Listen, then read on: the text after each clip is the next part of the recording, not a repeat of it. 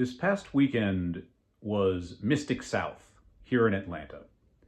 It is a yearly convention that attracts a lot of mystical practitioners from all up the East Coast. People working in Old World traditions, people working in Appalachian traditions, folks who have inherited magical knowledge from their families that's been passed down for generations, as well as people who are only recently exploring the wider world of spirituality and looking for inspiration to figure out what might match them and suit their needs. This year, there were a lot of themes of exploring lunar energy and the way that we can incorporate that into our spiritual practices, ways that we can have a deeper understanding of our difficult emotions, especially things related to long-term illness, rage, grief, challenges to us to figure out how to use these strong impulses in our behavior. And the workshops related to that theme helped folks to incorporate that powerful energy into their magical workings and the way that they practice spiritually.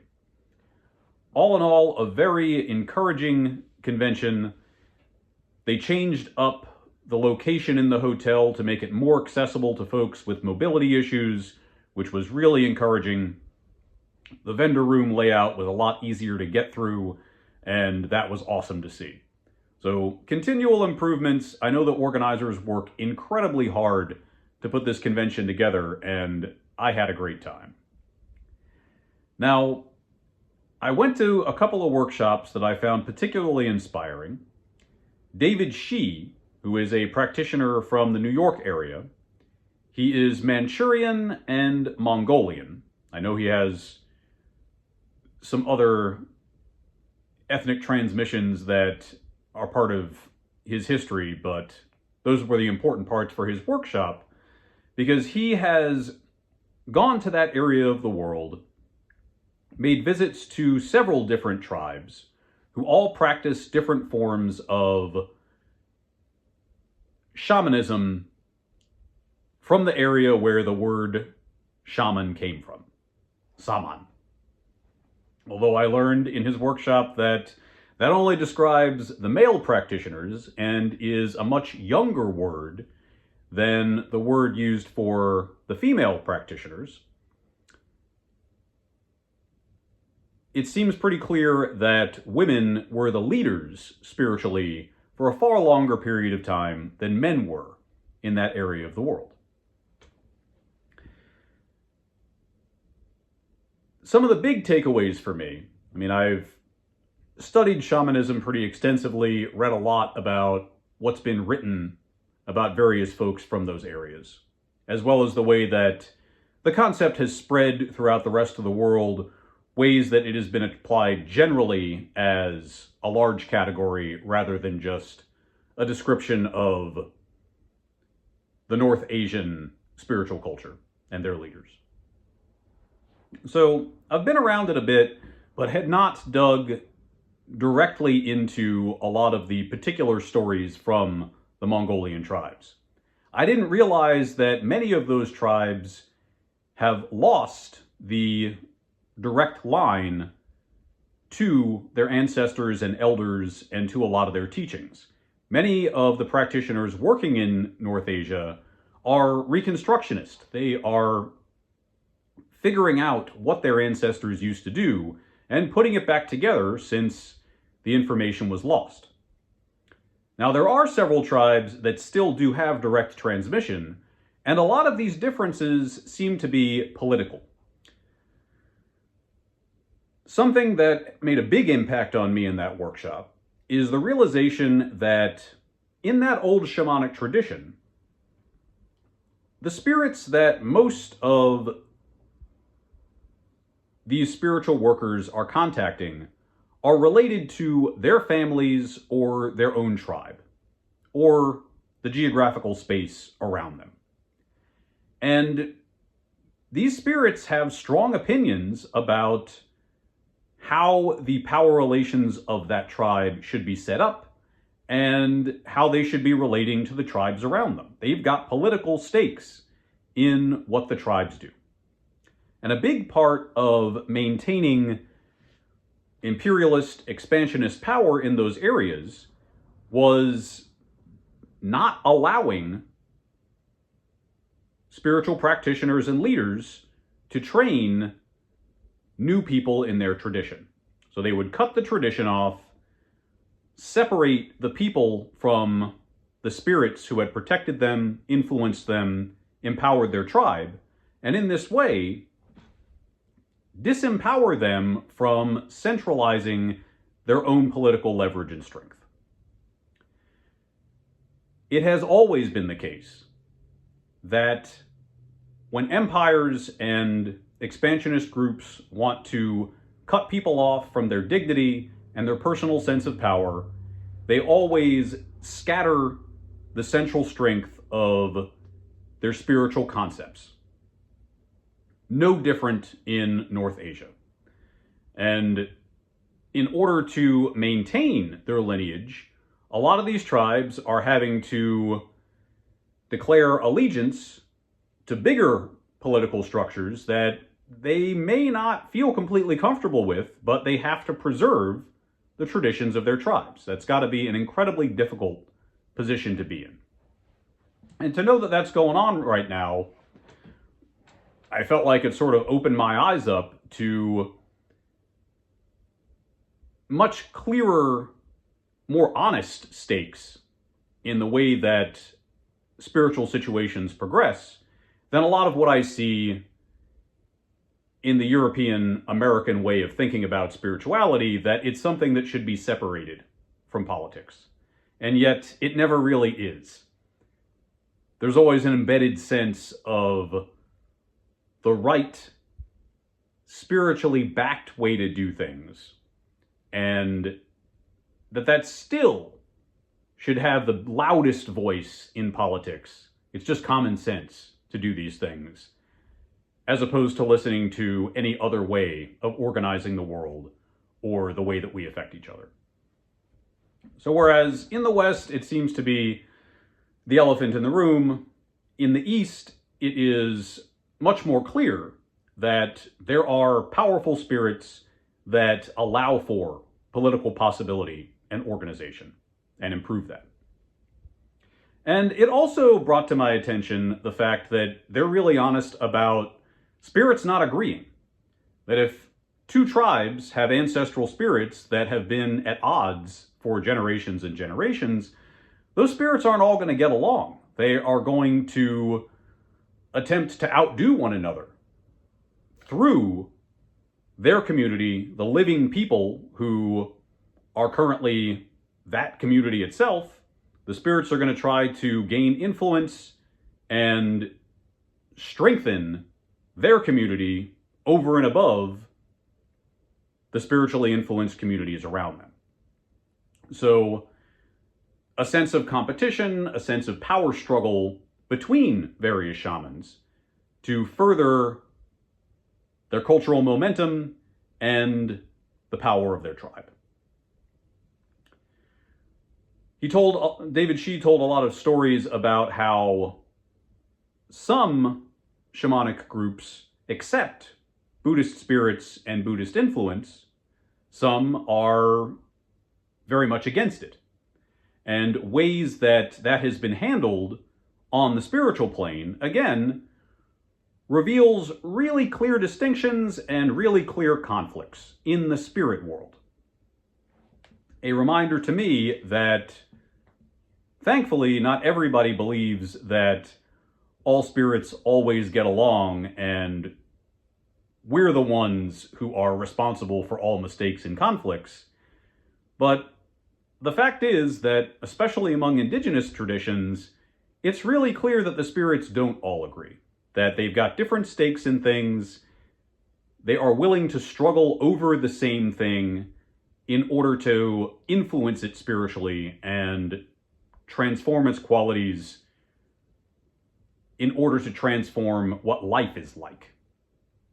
So in the same way that we involve ourselves with the spirit world, consciously or unconsciously, in order to benefit from its influence, the spirit world also wishes to influence the material world through us, through our relationships with those spirits, in order to transform the spiritual world by affecting the material.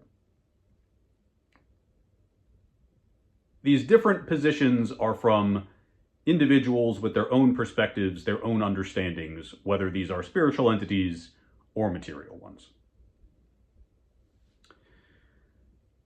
Another thing that impacts me personally a lot is that I learned the jaw harp is a traditional Mongolian instrument that they use in their rituals and communal dancing. I can't stand the Western jaw harp. It has long been my least favorite sound-making object.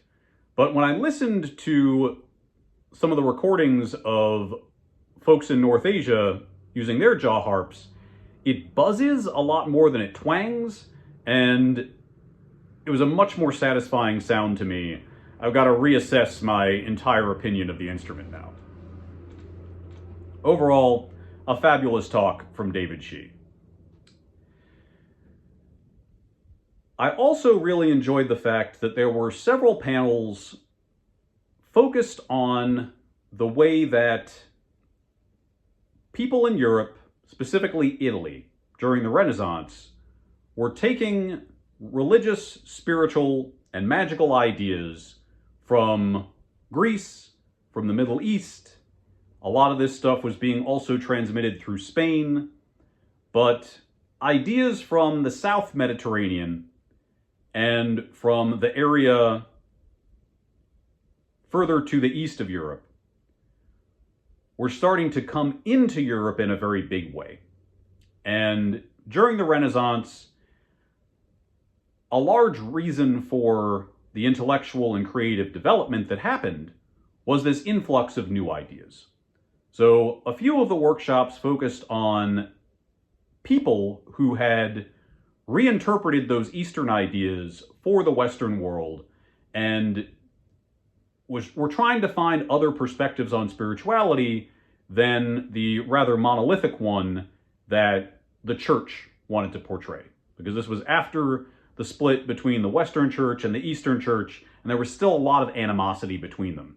So the Western Church really wanted to keep those ideas away, but if it could benefit from their popularity and gain more influence through that, then that could be a good thing too. So it was difficult for a fully centralized authority to have a single way of looking at this information. People were just too excited about it to shut it down. Now, one of these workshops was about Agrippa, and he wrote a great deal about magic, and he was actually a defender of people who were being accused as heretics. So folks who had been labeled witches, Jewish people living in Europe who were suspected of whatever. This was really more of a ethnic faux pas. Just to be Jewish could get you accused of things and indicated for heresy. But also women who were doing well in their community would be accused of being witches and could potentially be killed. So Agrippa, using his legal knowledge, defended these people. And he was always kind of walking this line between full accusation as a heretic and just being a guy who's really curious. A great scholar, knows a lot. He's going to say, well, you know, these forms of magic, they're bad. Don't ever do them, but here's how to do them. And so he led his students toward a deeper understanding of magic that is good for people, while he told the authorities that he was just a guy who wanted to make sure that the right information was on the table.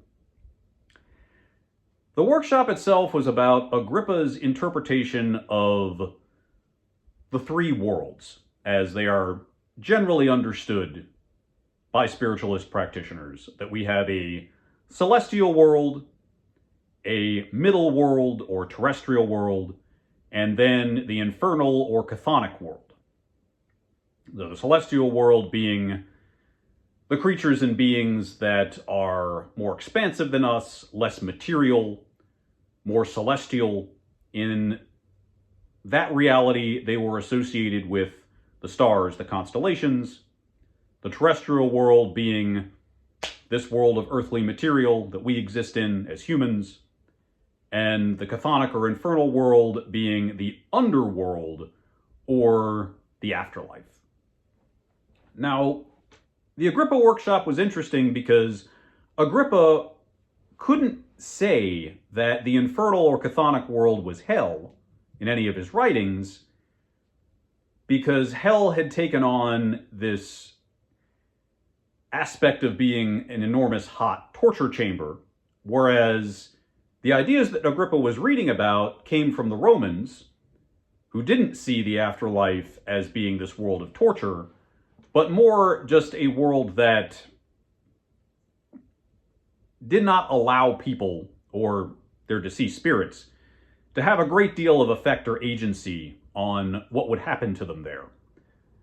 You earned your place in the chthonic world based on what happened in the terrestrial world. And there were ideas about reincarnation back then, but not everybody accepted them. So Agrippa sort of had to reinterpret the three worlds in order to not get in trouble. And he went through some hoops to make that happen. One of the powerful reminders that was brought up in that workshop, the Gardnerian and Wicca traditions talk about the rule of three, that any working that is meant to have an effect in one of the worlds is going to affect the other two worlds as well. So it's as if the effect of each working is tripled. Now, that's not to say that all magic is 3 times as strong as the effort that's put into it, as a lot of people have taken that rule of 3 to mean, but rather that any effect that you have is going to affect 3 worlds, not just one. And you've got to be cognizant of the give and take, the transformations that you put into motion in the worlds that you do not occupy quite as centrally as the material, in order to be sure that you are getting the working, the consequences that you were hoping for. It is helpful for me to think about the way that this Eastern information came into Europe, because this was also the same time period that tarot cards were being designed and printed. And these same artists and intellectuals who were very excited about this new influx of information were the same ones who were designing these cards. So they were incorporating a lot of this new stuff into their visual ideas, into ways of portraying spiritual and philosophical realities that were fresh. Their freshness meant that they may not be fully integrated, that these ideas are being experimented on and haven't had a lot of time to be worked into a new tradition. It was fresh stuff that people were playing with. So I was particularly excited to go to yet another workshop offered by the author of this book, Dr. Opsopaus. And the book is a translation of a series of instructions for worshiping the pagan gods, particularly the Greek gods, but very specifically the Greek gods as Plato might have portrayed or accepted them. So this is a book about a Neoplatonic pagan, but still ecclesiastical tradition. The book describes how you would set up a whole society based around rites and hymns and a calendar and feast and holy days specifically for the pagan pantheon. And these pagan gods were not characterized as the jealous, rapacious, violent individuals that we find in mythology, but rather as ideal forms. Entities that are responsible for maintaining these ideals and proliferating them in the world. And I found a lot of ideological relationships between the way these gods are discussed and the way that their attributes are described as masculine, feminine, passive, and active, and the way that information had been encoded into the Marseille Tarot deck, as well as decks that came before it, but as you know, my specific interest is in the Marseille. And I'm seeing a lot of fascinating translation of ideas from these particular documents of the early Renaissance that influenced and inspired people to design these decks as they did. So I was able to get a lot of great information, a lot of inspiration that's going to help me in my future research from the convention. There's always more. I could go on and on, but I feel like 20 minutes plus is as much as time as you want to hear me talk. There are more conventions that I'm hoping to get to in the next few years. I did present in a panel at Mystic South discussing toxic masculinity in the pagan community, mainly focusing on ways that guys can be better examples. That even though we do have stories about our deities in which they did not exhibit the best behavior, that we can still do better. That revising those examples, finding examples that are relevant for modern life and that show that we have an ethical progression, that we are doing our best to do better than our progenitors and to improve on their ideals, make everyone feel included, accepted, make them feel that they have a voice and that they will be believed when they bring up problems and conflicts.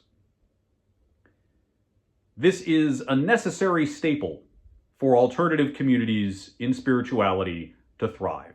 We've got to have both men and women who are creating ideals of masculinity and femininity that actually work in the world, practicing those ideals, discussing them, and making sure that we are together forming these components of community as individuals, people that come together and hold it to a center that can thrive. This process has to continue, and the more we talk about it, the more likely it is that it will thrive. I look forward to telling you guys about more adventures. If you have questions about any of the themes that I brought up, any of the topics, please ask. If you go to the Mystic South website, you'll get a bunch of information about the convention itself and all the different people who presented the workshops that were there. It is always a fabulous time. I can't recommend it enough. Take care. Thank you so much for listening. Have a great day.